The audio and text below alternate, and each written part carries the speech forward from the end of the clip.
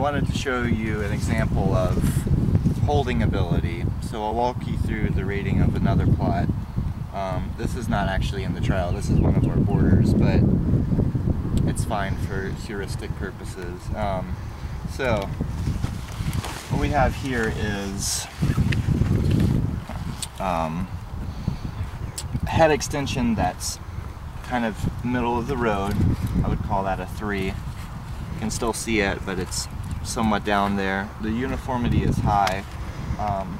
Virtually every head has matured at a similar time, and there's a good bit of similarity between the heads.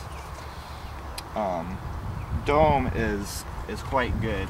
I'm gonna cut a few heads that are above size here somewhat. We would typically try to harvest between 4 and 5 centimeters wide, but as you notice, that's the perfect snow cone. Use your imagination. So I would rate this as a 5 for dome.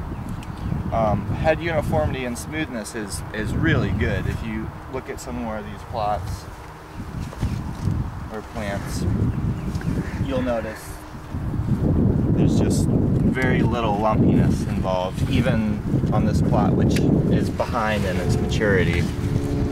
So I would call that a 4 for smoothness. Firmness is good. Normally as the plot matures, it'll lose firmness, but even now it's good, which will be factored into holding ability. So I would call this a 5. The bead size is not too good. It most closely compares to a 2, whereas the bead uniformity is very good. I would call it a 4, and it's not a 5 because in certain cases there's this cat eye effect going on where there's nodes in here with very small beads in the middle. So that is why I lowered the score to 5 or to 4 for bead uniformity. Overall quality, this is a 4.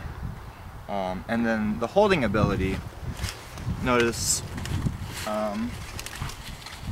here, this is such a big head and it still is rock hard. It's excellent. So that's probably a holding ability of 5. And then next we would estimate marketable heads and plants per plot, but I hope everyone knows how to count.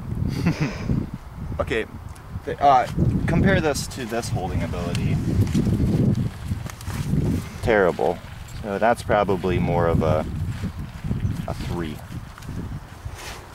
Thanks, best of luck, peace.